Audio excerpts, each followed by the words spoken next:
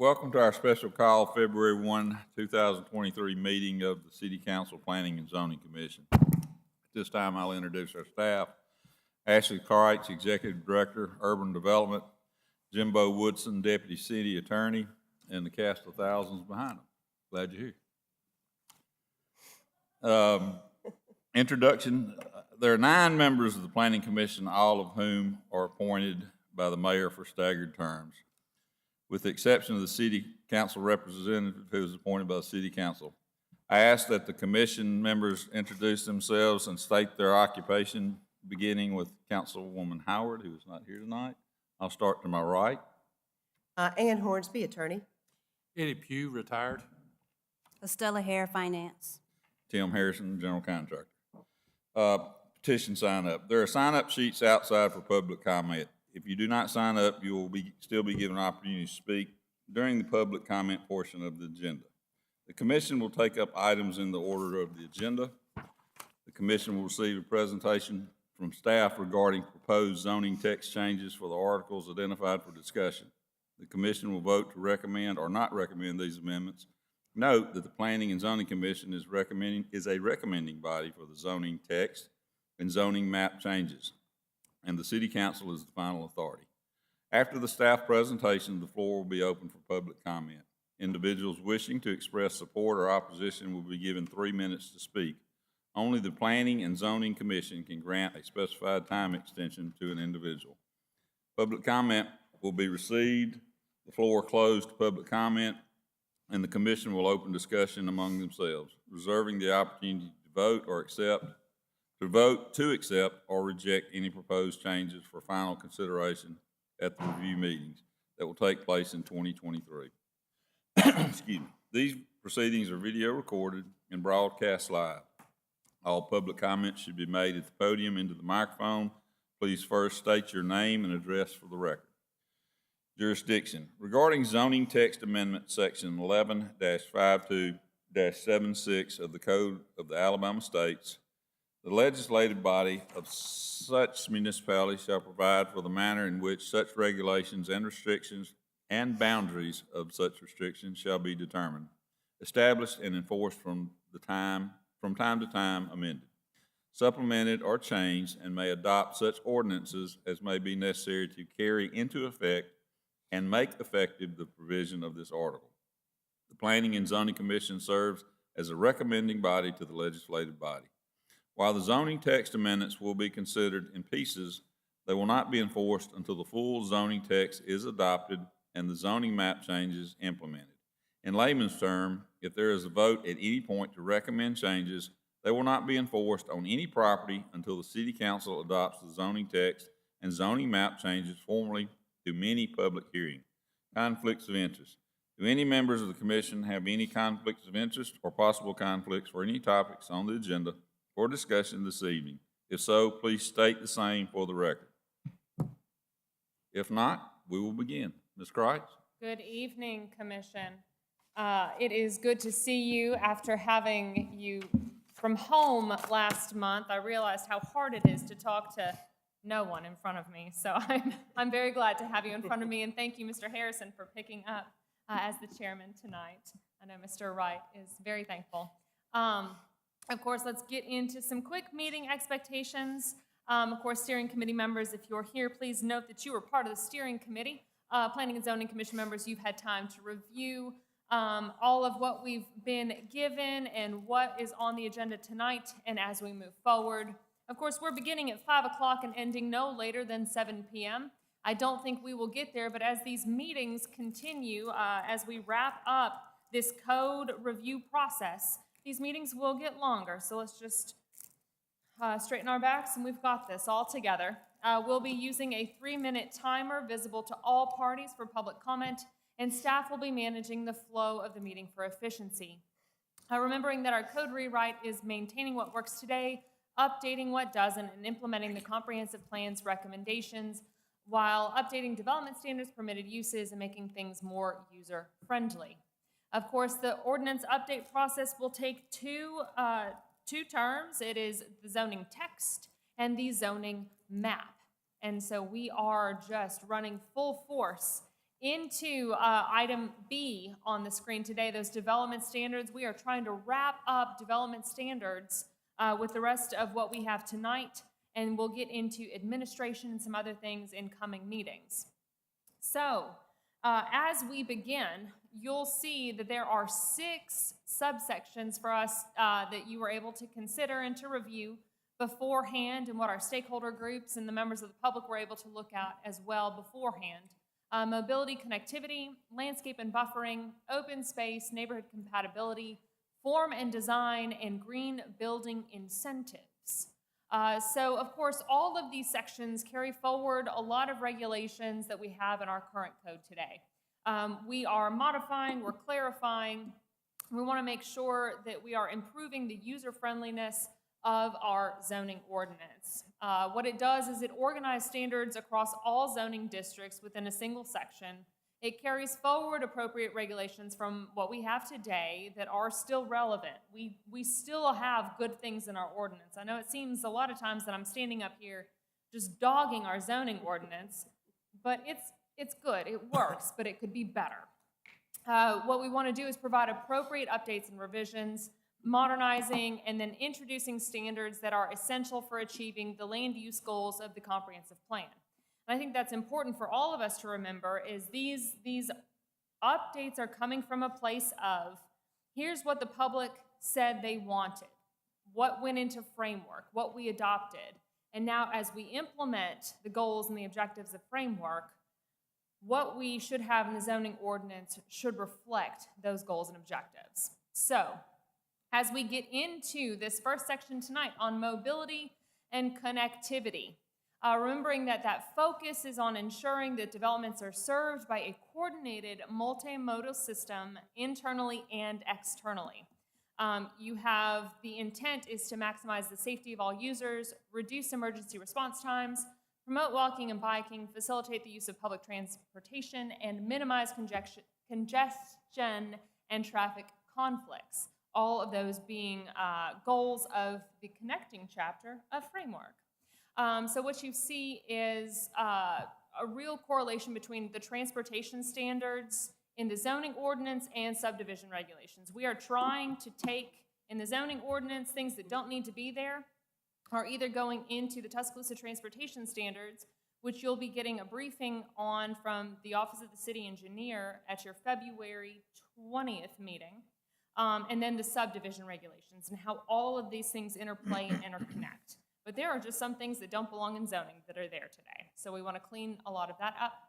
You have the emphasis on the importance of internal circulation for multiple modes, especially when it comes to pedestrian access and safety. We want to make sure our pedestrians, as they are moving from one large parking lot towards, or from a parking lot into a building, how are they getting there safely without getting bonked as they walk around? And then we are defining regulations for connecting vehicular and pedestrian networks between individual developments, making sure there is, it's the idea of cross-access, etc.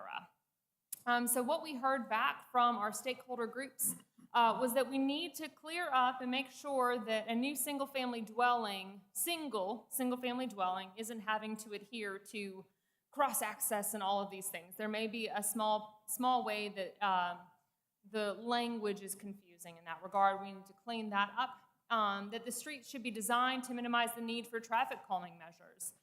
This section talks about traffic calming measures and making sure that you're using bump outs and curved streets so that people can't race through. And if we design our streets appropriately, we may not need those traffic calming measures. We also need to clear up language in the section on the developer responsible for improvements. It seems to indicate that a developer would be responsible for constructing a portion of the Riverwalk. I don't know that that is necessarily correct, but someone brought it up to us and we were like, whew, let's take a look at that and make sure that language is correct.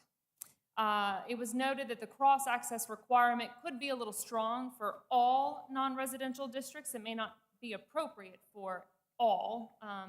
And so let's clean that up and make specific zones where cross-access is required. Right now, we have the requirement for cross-access in the tornado zoning districts, the MX and the RAs. I don't know that that is necessarily the most appropriate location, but where those are, we should be more specific on the zoning ordinance instead of just saying, hey, it's anything that's not residential. And then the stakeholder groups did like that the Director of Planning was able to waive and or modify the requirement for cross-access. There have been a few cases that have gone to the Zoning Board of Adjustment to waive the cross-access requirement, even though anybody could look at it and say, oh my gosh, the topography, one site is here, one site is here. We can't do cross-access at all without, cutting all the way down to the bottom. But we couldn't use common sense to waive that. We had to let the Zoning Board of Adjustment. So, moving into landscape and buffer. And I think it's important to remember that landscape and buffer standards are not purely aesthetic. They do serve a purpose, and the intent is to encourage the use of native plants, to mitigate erosion and sedimentation, reduce stormwater runoff, preserve and maintain tree, canopy, and water tables, and protect and enhance property value. So there is an aesthetic piece of it, but the majority of it is for stormwater, and it is to help with erosion and sedimentation and to not let the world run off into the Black Warrior River. So what the notable provisions in here, again, we are consolidating. If you are building in the University Residential District today, you have to go to the URD section, and that's where you find all the landscaping requirements. If you're building on McFarland, you go into a different section. You go into 24-255, and you find the landscape and buffer requirements there. And you just have to bounce around in the code. We want to consolidate everything into one. You've got different requirements for landscaping plans that we don't spell out as clearly today, though it is a very well-written ordinance that was created a long time ago. I will shout out to Eric Thompson. They did a good job with it. There are just a few things that needed to be updated. We outline specific alternatives as opposed to, well, today we have alternative compliance. We want to continue to allow alternative compliance to continue. We have an approved planting list, as we do today, tree species that support our local environment, and we have charts and graphs now that illustrate the regulations and the desired intent. So these are some of those example graphics, and you'll see on the right-hand side, left-hand side, parking lot, landscape, island configuration. On the right, some buffer options. You've got an opaque buffer or a semi-opaque buffer, where today we say, all right, if you can have a 30-foot buffer of just vegetation, but what does that look like? Everyone has to kind of picture it, where now they can look at the picture and see what we mean. And also what we have is a table. So you can see at the top what the existing land use type is and what you're building. So if you have a commercial use up against a residential use, you have to build B. And what is B? B is a semi-opaque buffer. And so it makes it a whole bunch easier for folks to understand what they have to do. And we look forward to that simplification for the landscape ordinance. Again, we need some clarifications on the applicability section. There are places where it says the single-family dwelling has to apply to everything, and then other sections identify specifically where they do and do not. So we just need that to be cleared up. There were a couple questions from the groups about, in the landscape plan, will we require it to be done by a landscaped architect? That is not certain yet. We don't have that spelled out, though it would probably bear clarification. And then they're curious about why provide an installation schedule. That is something that is required within the landscape plan. I think it's just good sense. Perimeter parking strips for industrial developments. This came up in one of our meetings. And we have made some vast improvements for our industrial developments. Today, industrial developments are required, like any other, to put landscaped islands with trees in their parking areas. If you drive anything through there with any mass, you are going to remove or, stick a tree against a semi, and that semi is going to take your tree across your parking lot, never to be seen again. And so a lot of times we have seen our industrial developments use alternative compliance in order to remove those trees from the middle of the landscape islands in the drivable areas.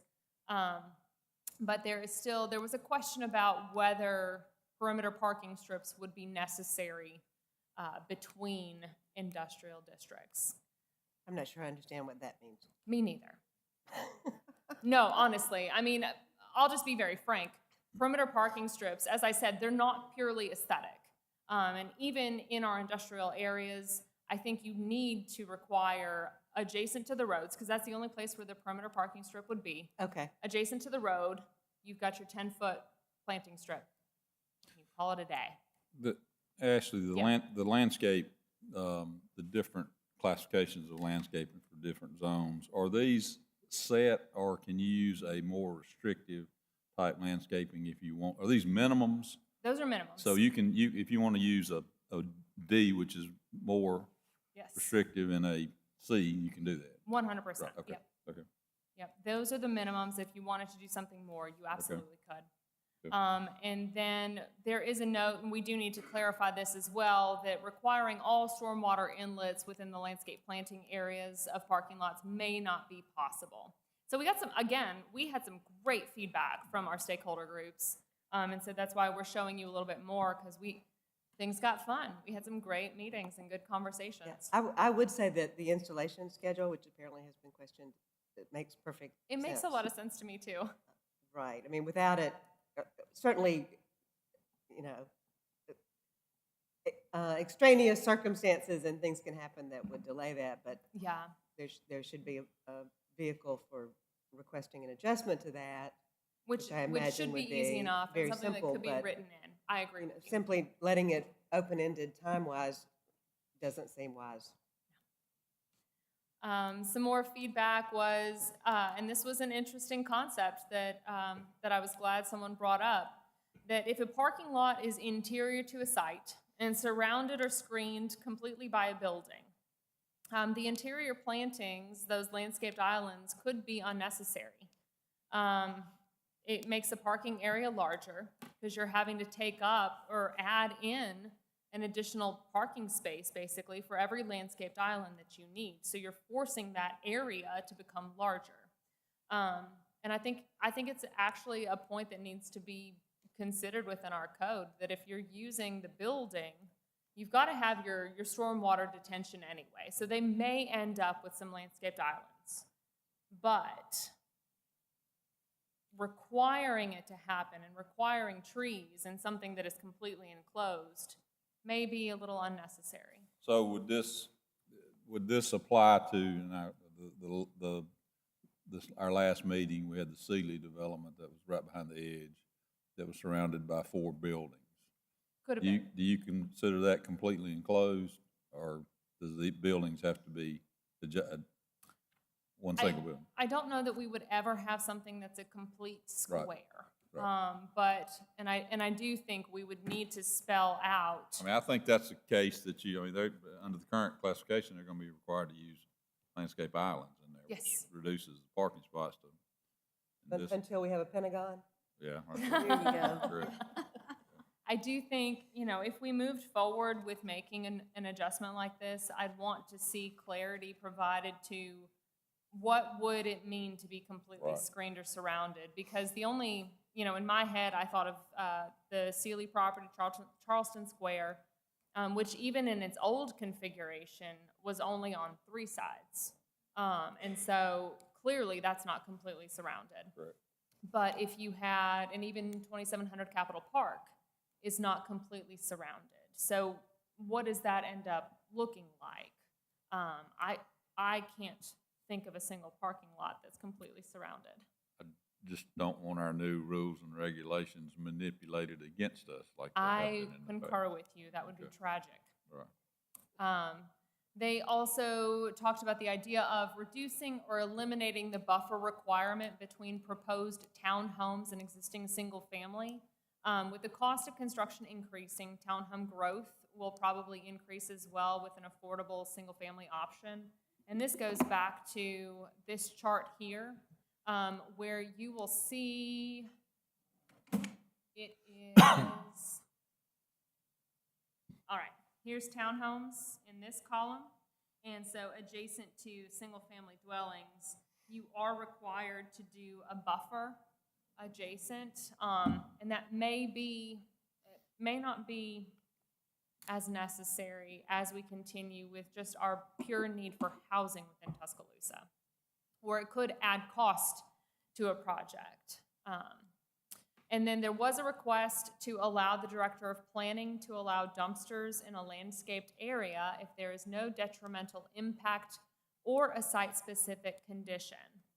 I don't know that I would recommend going down this path, just because the dumpster location, if you're required to have a dumpster, or if you're required to have a buffer adjacent to a residential area, and you put the dumpster within that, part of the need for the landscape buffer is to add space. And you've got noise and you've got odor, and you're putting noise and odor extremely, or even closer to a residential area. It's something to consider, and if y'all think it's a good idea, we will certainly make that request to the consultant group to make an amendment, but I don't know that it's something to pursue necessarily. Well, it could still be asked for if the circumstance warranted it, right? They could, yes. I think that could be something that they could make a request of the Director of Planning, if there was some. Or of the commissioner or CBA? Yes, also that. They could do that. Good point. So getting more into a little bit more of landscaping, your open space. Open space, of course, these are uninterrupted areas. This is protecting natural resources, providing gathering spaces, helping with our stormwater management, reducing the heat island effect, and also encouraging active recreation. So we're preserving natural resources, establishing new spaces within the city. And you see this happening today. We get open space within the city of Tuscaloosa a lot of times because of planned unit developments. People have a piece of property that's kind of left over. They want to provide an amenity to their residents. High Grove, Townsend North River, Waterfall, a lot of those developments did a really great job of providing parks and parklets and other items. We are now going to be asking for those. Right now people are providing open space because they want that increase in density. They want to provide something so they can get 2 more dwelling units per acre. So now with what we are writing into the zoning ordinance is requiring a little bit of open space for some developments, not all, but some. So it establishes the applicability. It outlines those minimum required open spaces, defines the types of open space, and then provides those regulations for features, locations, and the relationship of the open space to the development and the surrounding area. And as you got to see within the text that we sent you, there's about 6 different types of open space. I'm only showing you 3, but there are things from natural features to required landscaped areas, active recreation, which is a lot of times what you see and what we see in planned unit developments. Hey, we're putting in volleyball courts. Hey, we're putting a pool in here. We've got a playground going on. And then around the lake, of course, we see a lot of natural features, walking trails, things of that nature. All of that gets to count towards open space. And so when it comes to our stakeholder involvement, just some quick things that got identified by the group was that they'd like us to examine reducing some of the percentages.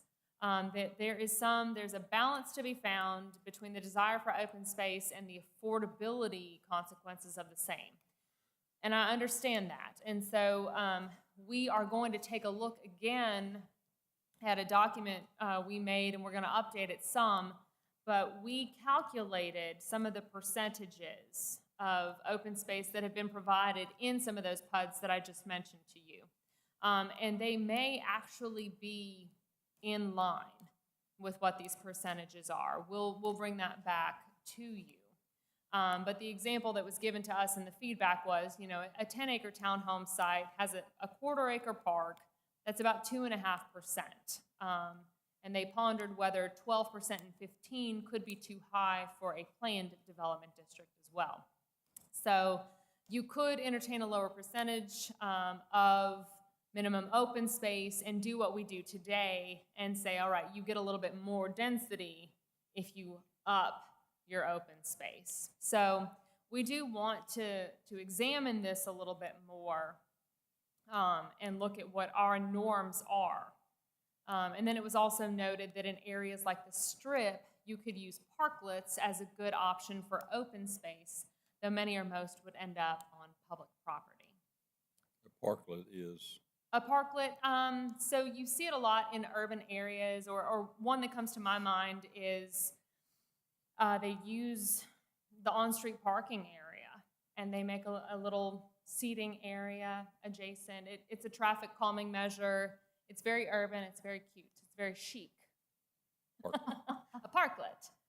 That's what we want to be in. You want urban and chic. we want urban and chic. I know there's some folks here this evening very interested in all of this, but especially those neighborhood compatibility. Yes, May I- ma'am. Before we move. Oh, to yeah, that, may I'm I so have- sorry. All right, scoot back two slides, please. Mhm. Okay, whoa, right here. The middle required landscape area. The description says areas occupied by required landscaping except for required buffers on the perimeter. Okay, I understand what a required buffer on the perimeter is and means. What are other areas, where else would there be required landscaping? Internal planting strips within parking areas potentially. Okay, so this is, I guess I was just thinking about a residential subdivision, and I was just thinking. Oh, yeah. What would we require landscaping wise? Gotcha. This would apply even for commercial, Okay, commercial okay. areas. Yes, ma'am. Okay. So for neighborhood compatibility, of course, the transition between neighborhoods and non-residential development, that was a big theme throughout framework and the plan process. And so these standards protect the existing character, or the character of the existing neighborhoods, mitigating adverse impacts. They use development form to guide transitions and support pedestrian-oriented areas where there are multiple uses. So what you see is there are neighborhood compatibility provisions within our existing MX districts, within the University Residential District, and then also within the mixed residential districts today. So we do have a precedent for some of this already, and we built on it slightly. So what it does is it outlines standards for building height, roof lines, facades, and building orientation. They look at site standards for specific characteristics of the development, like off-street parking, our loading areas, and open space and natural areas. We can evaluate the neighborhood compatibility standards to see what works best, and then we bring in graphics to help illustrate the intent of things. So these are some of those example graphics that you saw within the code, and then moving into our stakeholder involvement. One big item of note was that within applicability, it did say we want to make sure that it notes that it is a local street that these standards apply to. It is impractical when it says new multifamily, non-residential, and mixed-use development when located on land adjacent to or across a street or alley from a single-family residential lot. If you have a single-family residential lot across from a commercial lot on a collector street, that's a large swath of land. And are those provisions really appropriate. I would argue that it does need to say local. It is entirely impractical for higher classified streets in that regard. Proper design of multifamily structures can allow multifamily and single family to be compatible. And they noted, the downtown historic area. I do agree with that, but I do agree that we need to help nudge people in the right way to make that form happen. And then the same group noted that requiring 100% of off-street parking for each development can often be a mistake. It requires you to flip-flop. I'm not sure how we go about in this moment in 2023 in Tuscaloosa today in updating a zoning ordinance from 1972 to 2023. I don't know how we bridge that gap on 100% off-street parking without becoming detrimental to the neighborhoods or surrounding land uses. I think we will get there at some point in time. It just may not be today. And then outdoor recreation features like swimming pools, tennis courts, and playgrounds. We have a provision in here to require them to be at least 100 feet from a lot line shared with a single-family dwelling. That it was noted that could be a little restrictive, and especially when we're requiring, one of our open space requirements or abilities is an active recreation area, which could include a playground or something shared. Well, where does that go on the site? And so I think reducing it could be appropriate. And then finally, getting into form and design standards, these play into the neighborhood compatibility as well. These are mostly for multifamily housing and large retail development. So there's a baseline for development quality with greater compatibility with clear standards and aligns the building design with the character types in the comprehensive plan. You've got applicability based on the type of development, whether it's a townhome, triplex, etc. You have standards for the building form, like orientation, maximum length of the building, how much of a building can front a street, materials, roof lines, entrance locations, etc., and encourage those buildings to complement public streets by providing distinct architectural design features like recesses, different roof forms, columns, etc. And so you see some example graphics within this section as well, specific to detached garage locations or large retail establishments, big box stores. And from our stakeholders on this section, a couple things. They said that the off-street parking, and this is a good note, because right now what the proposed zoning ordinance change was to say, all right, if you have, you can't have more than 25% of your required off-street parking located between the front and the street. But if you have townhomes with front-facing garages, how do we implement that? So we may need to increase that to 50. And then the form and design, this was more of a comment, but instead of a question or an identification, but large retail establishments, having better form and design standards for them will make them look better, and we need to be sure that they are placed properly. And then finally, this is something new for us in Tuscaloosa, these green building incentives. But as we talked with Clarion, our consultant group, this is the norm. This is a standard across the country.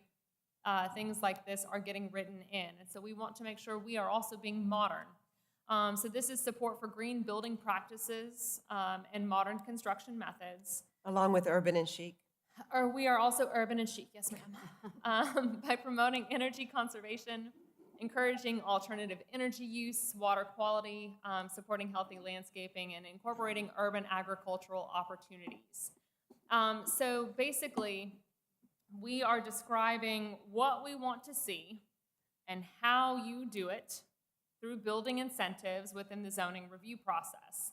And so you can see those green building incentives, a few of them, are a density bonus of up to 2 additional dwelling units per acre beyond what is allowed if you get 3 things from Schedule A and 5 things from Schedule B. then congratulations, you get 2 more per acre. Or a decrease in the minimum required off-street parking spaces if you do 2 and 3. And so there are charts, and let's take a look at some of those really quickly. So what it means is if on the previous page, let's say I wanted to decrease my minimum required off-street parking spaces, I need 2 things from A and 3 things from B. So I could go down and I could say, all right, I'm going to meet this standard for lighting, and I'm going to meet Energy Star standards, and also I'm going to pick a stated water heater efficiency of 0.82 or more. And boom, I've gotten my 2 things from A and my 3 things from B. Y'all don't have to implement this, I do. So, but we got some good feedback on this. You know, that it could be expensive in outweighing the stated incentives and could need some readjustment. But then also some of the builders loved it, and they thought it was a really positive step with incentives. It is something new for us for sure. When you say incentives, what are those? It's stuff like you saw in table 616. So you can increase your maximum allowable height by 1 story, or you can get a density bonus of up to 2 additional dwelling units per acre, things of that nature, by being a little bit more green in your building. Do we know where these have been implemented? So Clarion has been writing these into most zoning ordinances that they've rewritten. So places Okay. like Columbia, South Carolina, and others. That was the first one that popped into my head that they've done recently. But I wondered, it would be interesting to look at how those have. yeah, Worked well, out and over also, time. you know, I think part of our initial, okay, this is new and different, was, you know, how do we know that they have installed, you know, they're planning an air conditioning with stated Right. efficiency greater than 18 SEER? You know, how do I know that? Well, their architect is going to have to include a letter that says, hey, this is how we're meeting this provision. You know, it's not going to be something that we're going through and searching for Right. again. So And from Clarion's standpoint, this has worked in other communities. And it not- has not worked in been- other communities. You don't have pushback from some of the. No, Really? I was surprised too.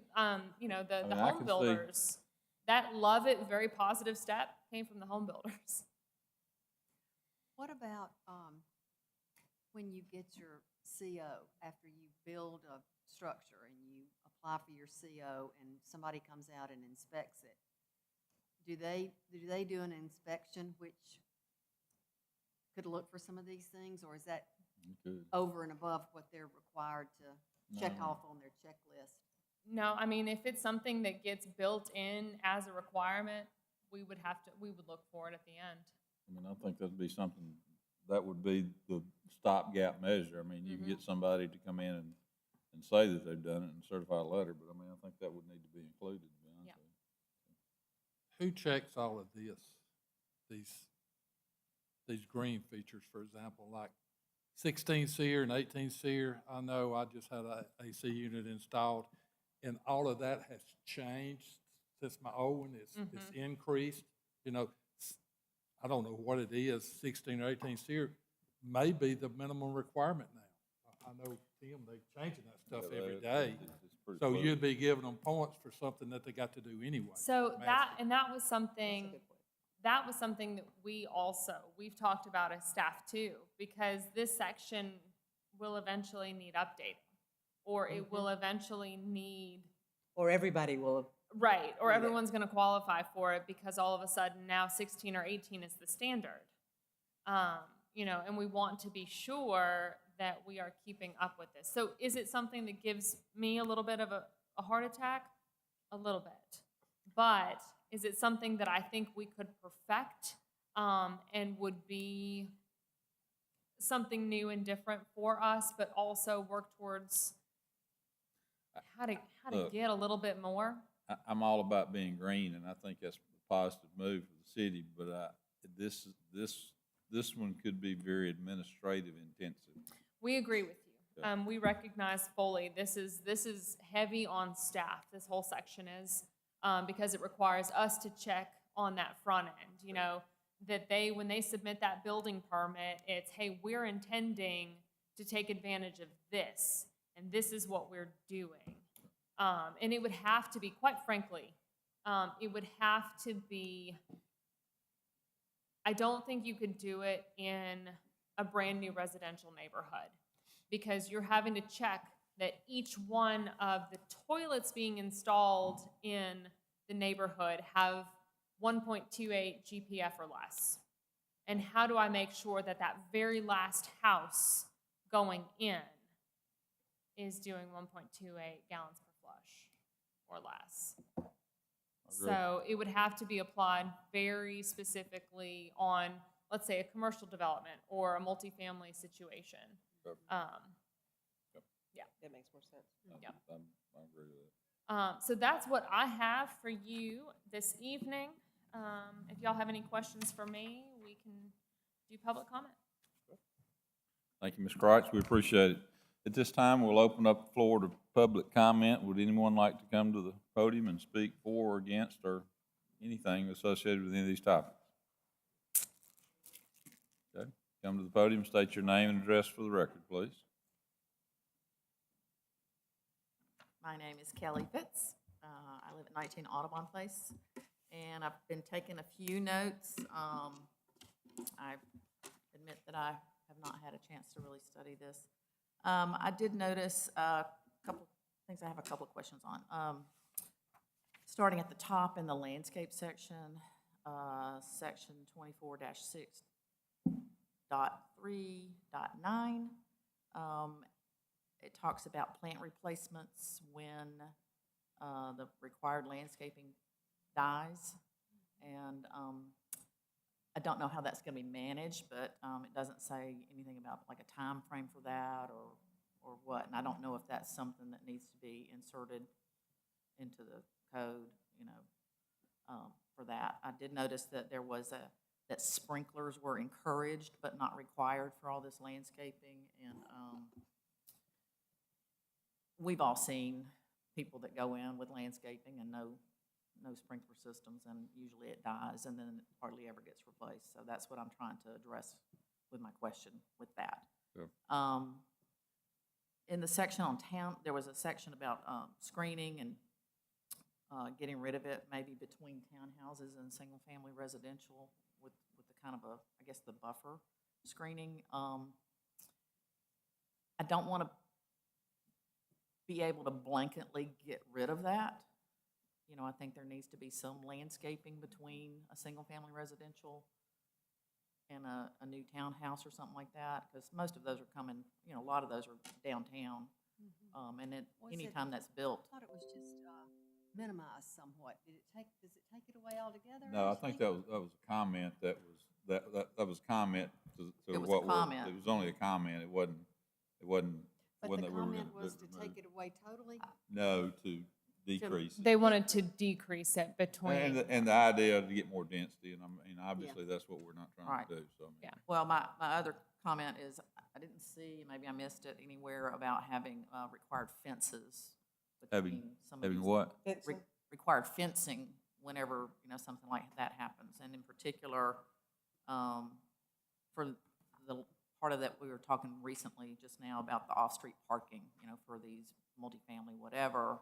I looked, it says it has a 10-foot buffer between single-family residential lot and type C screening for that buffer.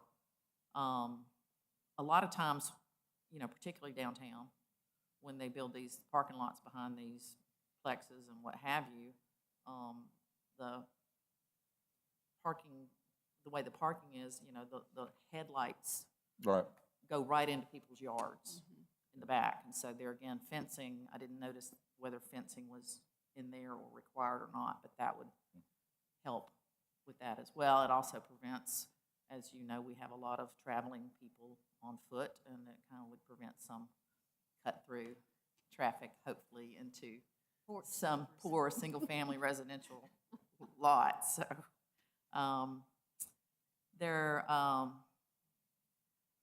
section 24-6 3.6 where it talks about buffers. There was something about an exemption area in the downtown areas, I think is right. And I don't know if we need to blanketly say, these areas are exempted. I think possibly come up with an alternative way to handle buffers in those areas. But, for me as a homeowner, if I know that the lot next to me can be developed and they don't have to follow any of these buffer things, for planting buffers, that would make me nervous. So, and I think it kind of contradicts possibly the parking lot, the 10-foot parking lot thing that is on the multifamily. So, I do encourage you to keep the 100% parking. And then under section 24-6.74,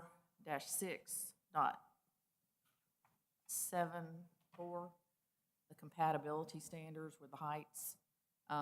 It just says 2 stories and 3 stories, and I know that we've had a problem in the past where if the height footage wasn't listed, that somebody could go in there and build a 15-foot floor-to-floor height, which gets us up way above where we want to be. So I think that we need to put the height in feet anytime throughout the code that it says stories. We need to qualify that with the height in feet. So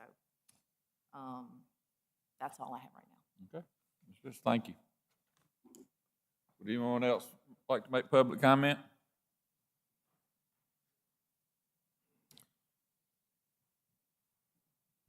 Name and address for the record, please. I'm John McClellan. I live at 1610 Alaka Place. I'm with McClellan Architecture. Mostly, I just wanted to express my support for what the planning department's working on here and commend their work to you. I'm particularly pleased to hear that we're looking at strengthening the design standards, especially for downtown. I think most of us could agree that there have been some buildings built, especially in our central business district, that should never have been. We want to see Tuscaloosa become the kind of city it should. There have been some great new buildings. I mean, I think about the new hotel over here that's a really nice addition to downtown, much better than some of the others. So I'm really pleased to see that.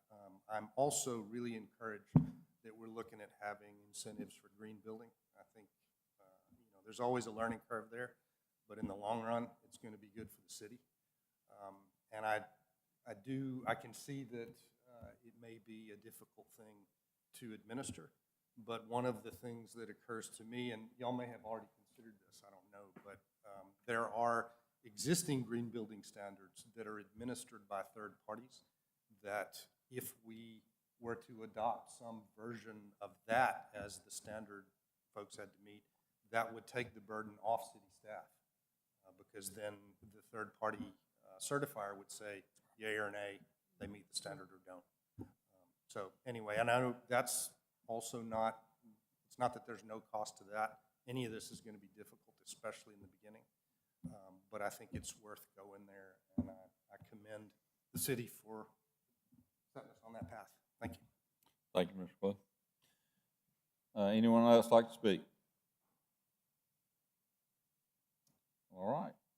Ms. Crouch, anything else? One question while you're coming to the Clarion, where are we at with them in following up with meetings with them? When will they be back in the picture here with us? When will we?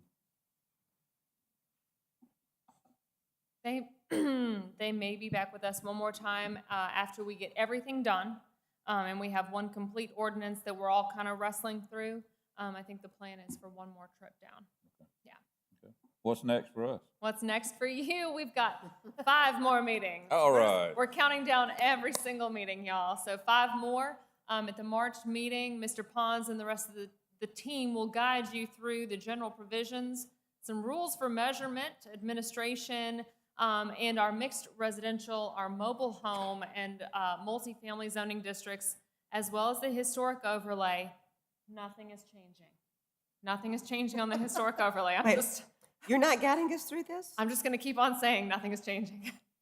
And then, of course, signs and billboards in April, and we start land use regulations over the course of both May and June. Because now that we know what buffers could look like, now that we know what the zoning looks like, now we can talk about, okay, is it okay if this zone has this use? And so we'll look forward to those conversations and then finalizing those subregs in July. So that's what we've got. Of course, everyone can find what they're looking for on framework.tuscaloosa.com. You can submit comments, view the meeting schedule, and take a look at things. But I have nothing further for you this evening, Commission. All right. Well, with that being said, ladies and gentlemen, we're adjourned. Thank you.